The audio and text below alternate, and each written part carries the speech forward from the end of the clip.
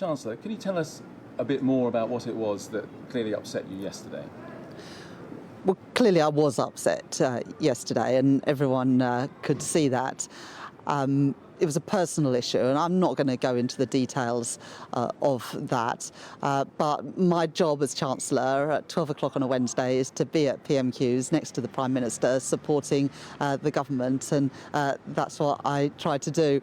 I guess the thing that maybe is a bit different between my job and many of your viewers is that when I'm having a tough day, it's on the telly, and most people don't have to deal with that.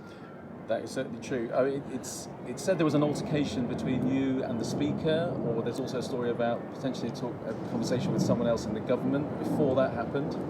Is that true? No. It was a personal issue. And I'm not going to go into the details of that. That's not. That wouldn't be right or fair.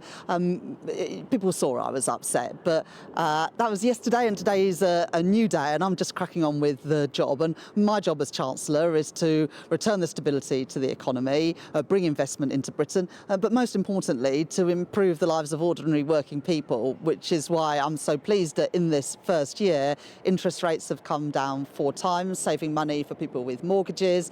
I've been the Chancellor who's increased the national living wage, giving 3 million workers a pay rise, and we're rolling out free breakfast clubs for all children at primary schools and free school meals for children whose parents are on universal credit to help people with the cost of living. So I'm proud of what we've done this last year, but is there more to do as a government? Absolutely there is, and I'm going to get on with that job. Were you surprised the Prime Minister didn't offer you more full-throated support more quickly, even in the session at Prime Minister's Questions? Oh, I think that people can see the Keir and Mira team. We fought the election together. We changed the Labour Party together so that we could be in the position to return to power. And over the last year, we've worked lockstep together, whether that is on the budget, on the spending review, or indeed on our measures to improve public services, like the 10-year plan for the NHS, which we published today, which is putting £29 billion a year into the NHS, which means that already in a first year of a Labour government, we've delivered 4 million additional appointments. We said 2 million last year when we were fighting that general election campaign. We've delivered 4 million in the space of a year.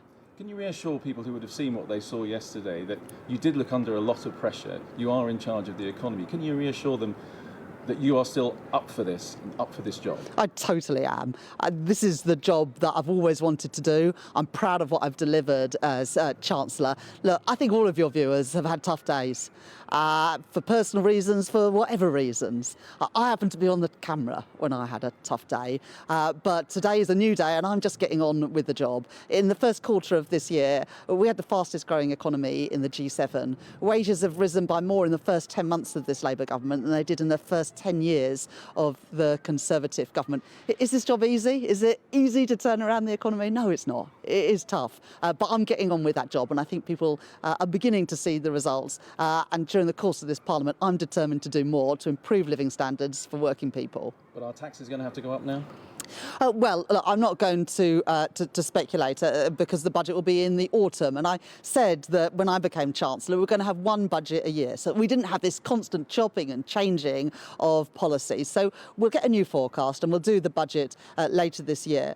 But of course, there is a cost to the welfare changes that Parliament voted through this week. And then that will be reflected in the budget.